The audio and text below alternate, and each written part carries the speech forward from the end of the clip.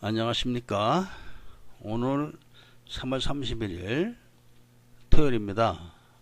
필리핀은 부활절이 끝나고 가족들이 이제 다 한자리에 모여서 즐거운 시간을 갖는 그런 날이죠. 오늘 이야기를 드리고자 하는 내용은 요즘 국제결혼 피해 없는가 라는 이야기입니다. 얼마 전만 해도 인터넷이나 이런 언론이나 이런 데서 국제결혼 피해에 대한 사례가 많이 보도가 됐고, 검색을 하면은 연달아서 줄줄이 나올 정도로 국제결혼 피해 사례가 많았습니다. 피해 사례라는 것이 여자들이 도망을 갔다, 그다음에 이런 이야기가 주주지요. 사기 결혼이다, 이런 식으로. 그런데 요즘은 그런 보도가 거의 없습니다. 여자들이 도망을 쳤네, 이런 것들이 거의 없죠. 그런데 왜 그렇게 지금 도망을 치질 않을까 하는 의문을 가지신 분들이 계실 겁니다. 국제결혼법이 생겨가지고 이제 여자들이 도망을 못 치는구나, 이렇게 생각하시는 분들은 참 순진하신 거죠. 제가 유튜브를 시작하게 된 동기가 유튜브를 어느 날 보게 됐습니다, 제가. 근데 유튜브에도 아주 사실과 다른 내용들이 너무나 많습니다. 그런 사실과 다른 내용들이 몇만 조회가 되고 거기 댓글이 달리고 이런 걸 봤을 때 이거 좀 문제 있다는 생각을 했습니다. 그래서 제가 이래서는 안 되겠다. 판단이야 각자 하는 거지만 그래도 누군가는 사실을 좀 알려줘야겠다 하는 생각을 좀 가졌습니다. 한 일을 제가 봤을 때 베트남에서 베트남 미인, 한국에 살다 온 베트남 미인 이런 얘기가 있더라고요. 그리고 여자가 아주 화려하게 꾸몄고, 그래서 그런 거를 보고 이거 너무 심하다. 왜 그러냐면은 국제결혼업자들은 국제결혼법 위에서 놀게 돼 있습니다. 왜냐면은 국제결혼법을 따라서 국제결혼 사업을 하면은 망하게 돼 있습니다. 그렇기 때문에 국제결혼법 위에서 노는데, 가장 지금 국제결혼법에서 문제가 되는 부분이 어떤 거냐면은 남자의 신상을 다 공개하게 되어 있습니다. 재산이라든지 이런 것들을. 물론 여자도 다 공개하게 되어 있습니다. 근데 누가 불리하냐? 한국 남자가 신상 공개를 했을 때 공증을 하죠, 당연히 개혁할 때는. 그런데 예를 들면은 집이 없는데 있다, 대학을 안 나온 사람이 대학 나왔다, 이렇게 됐을 때 나중에 문제가 되면은 업체한테 다 뒤집어 쓰게 됩니다. 그렇기 때문에 거짓말을 하게 되면 남자 불리해지죠. 그런데 여자는 거의 100% 거짓말을 해도 알 길도 없고, 그런 서류 베트남이나 이런 데서 얼마든지 만들어냅니다.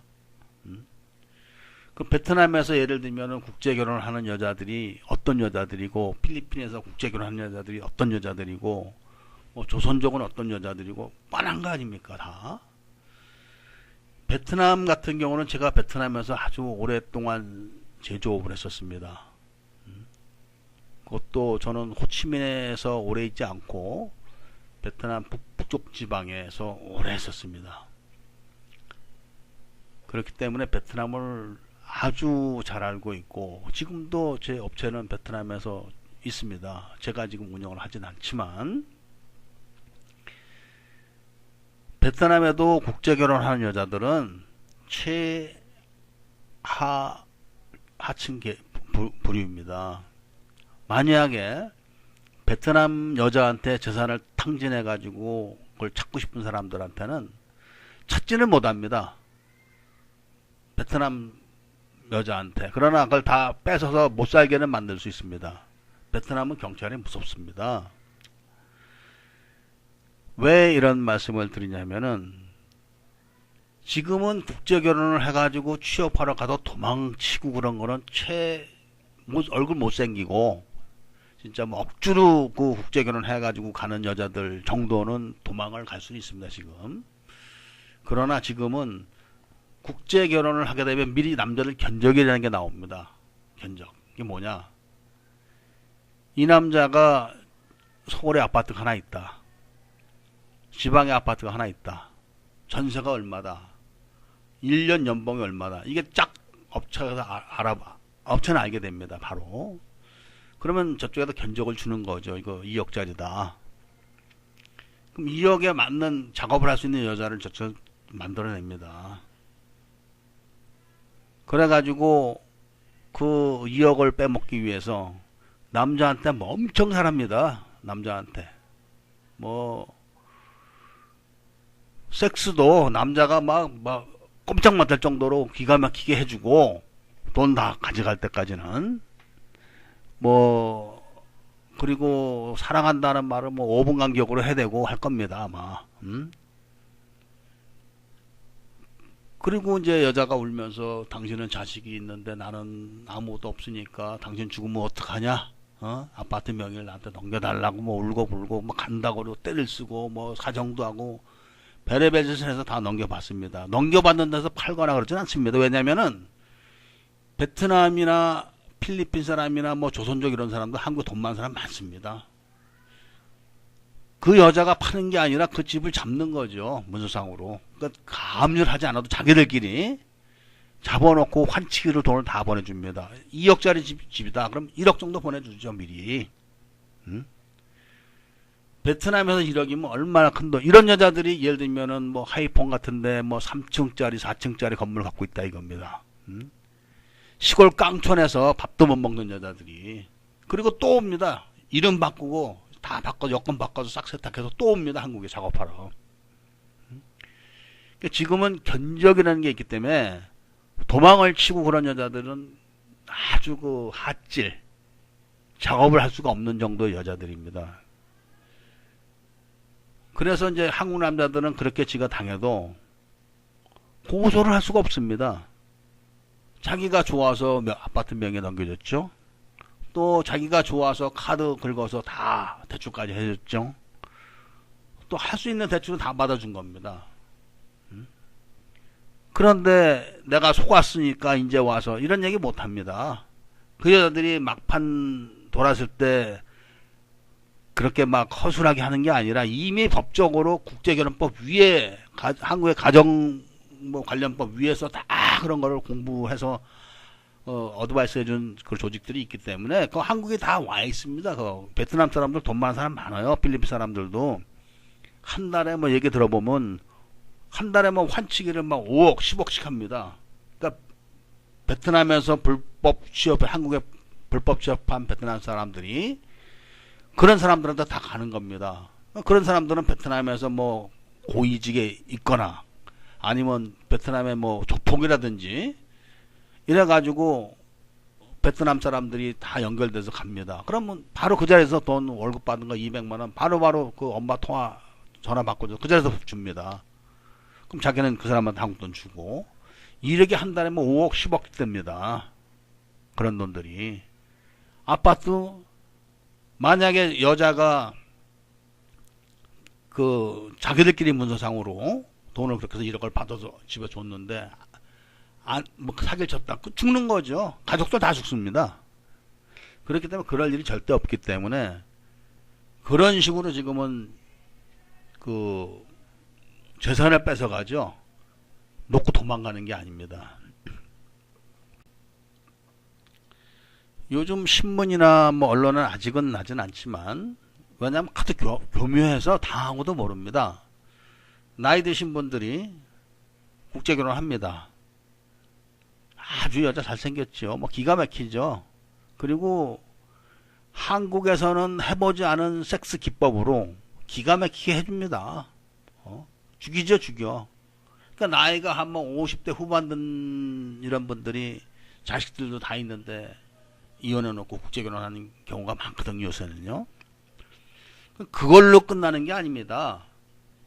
예를 들면은 남자가 57입니다. 여자가 20살이에요. 법적으로 부인이죠. 그러면 재산이 다 어디로 갑니까? 이 여자한테 가게 돼 있습니다. 자식들이 가만히 있습니까? 엄마 대접 해주겠습니까? 자식들도 벌써 40이 뭐 다 되거나 넘은 사람도 있을 텐데, 그런 것이 나중에는 전부 다 돈이 그 여자한테 가게끔 되는 자료로서 꼬투리를 계속 여자가 만드는 거죠. 여자가. 그러면 남자는 자식들이 그런 것에 대해서 싫어하죠. 그러니까 자식들하고 이제 불화가 생깁니다. 자식들하고. 응? 키워줬으면 됐지. 뭐 이런 식이 나오고, 네 애한테 가라든지 뭐 이런 식으로 막 나오게 되죠. 그러니까 더 막 벌어지고, 그런 다툼 이런 것들이 여자한테는 다 이제 그 이혼 빌미가 다 만들어지게 되고, 남자가 사업을 하는, 제가 아는 사람이죠. 사업을 하는데 여자가 끝나면 바로 집에 갑니다. 왜? 기가 막히게 해주는 거죠. 딱 집에 도착하면 여자가 출신이 그거고 배운 게 딱 전문적 그건데, 남자 딱 도착하면 옷 싹 뺏겨가지고 싹 목욕시켜주고 안마 쫙 해주고 그 다음에 막 풀 서비스로 가는 겁니다. 한국에서 한번 그렇게 받으려면 몇십만 원씩 줘야 될 겁니다. 이런 식으로 남자를 녹였다가 또 어느 날 울다가 들었다 놨다 하는 거죠. 그렇게 해가지고 홀랑 다 가져갑니다. 그렇기 때문에 요새 나이 드신 분들 국제 결혼하시는 거 쉽게 생각하시면 안 돼요. 재산 있는 분들, 특히 재산 있는 분들. 없는 분들이야 뭐, 없는 분들이 당하는 경우는 이제 여자 도망가는 것밖에 없죠. 결혼하러 와서 며칠 있다가 그냥 도망가서 술집 취직하고 그러는 거 뭐 없으니까. 그건 처음부터 견적이 안 나온 사람들한테 또 그런 여자가 배당이 됩니다. 근데 견적이 나온 여자들은 뭐 필리핀 여자가 됐든 뭐 조선족이 됐든 그런 식으로 딱 작업을 해가지고 싹 빨아갑니다, 재산들을. 그렇기 때문에 이 피해가 없다라고 이제 생각을 하고 계시는 건데, 실질 고소를 할 수가 없기 때문에 그 피해 사례로 안 나오는 겁니다. 고소를. 지금 국제결혼 하시는 분들은 다 아실 겁니다. 소득이 얼마다. 응? 또 그런 남자들이 참 웃기는 게 뭐냐면 말입니다. 또 돈은 무지하게 아낍니다. 돈을. 그런 서류들을 다 대사관에 비자 받으려면 갖다 줘야 됩니다. 그러면은 와서 자기가 여자 손을 잡고 여자 손을 잡고 대사관 가서 딱 접수를 하고 비자 받아주면 되는데, 그 한번 오고 돈 들어가는 게 아까우니까 다 우체국으로 해서 붙여줍니다. 그럼 그 여자가 그거 가지고 어떻게 하겠습니까? 당연히 업자한테 주는 겁니다. 업자한테. 쫙 정말 막 바로 잉크도 안 마른 등기부 등본부터 해가지고 다 넘어오는 겁니다. 싹 다. 그럼 자기들끼리 견적 다 만들죠. 그렇게 한국 사람들이 어리석어요. 지가 그런 생각을 했다면은 지가 들고 와서 지가 접수해버리면 여자 모릅니다. 여자한테 얘기 안 해주니까. 근데 여자 손에 쥐어줘가지고 그 여자가 그걸 업자한테 갖다 주고, 업자는 요새는 옛날처럼 뭐 도망시키고 그런 거는 최고 돈 없는 사람들 그냥 정상적인 국제결혼 소개비 먹는 그런 케이스는 잘 안 합니다. 그냥 있으니까 하는 것 뿐이지 그게 주 아이템이 아니죠. 이렇게 해서 딱 견적 받아놓고 작업을 하는 거기 때문에 자기가 그거를 스스로 이제 그런 무덤을 파는 거죠. 그래서 국제 결혼을 하시는 분들 중에서 재산이 있으신 분들은 비자 직접 받으세요. 주지 마세요, 서류를. 그래가 비자 딱 받아주면 끝나는데, 여자는 모르잖아요. 뭐 얼마가 있는지, 아파트가 어디 있는지, 그 아파트가 얼마인지 어떻게 합니까? 참 한국 업자들은 딱 아파트 주소만 보면 견적 딱 나옵니다. 이게 어디에 얼마짜리, 시골에 있는 건 얼마 딱 다 나오죠. 바로 그 직장 이름 되면은 딱 이거 연봉 얼마 다 나옵니다. 그렇기 때문에 나이 드신 분들 중에서 내가 국제 결혼하겠다. 또 재산 있는 사람들은 비자 신청을 직접 하세요. 직접. 그 돈 그 뭐 몇십만 원 아끼려고 그 아까워가지고 다 보냅니다. DHL 뭐그 우체국 서비스로 해서 여자한테. 그럼 여자가 뭐 한 걸 압니까?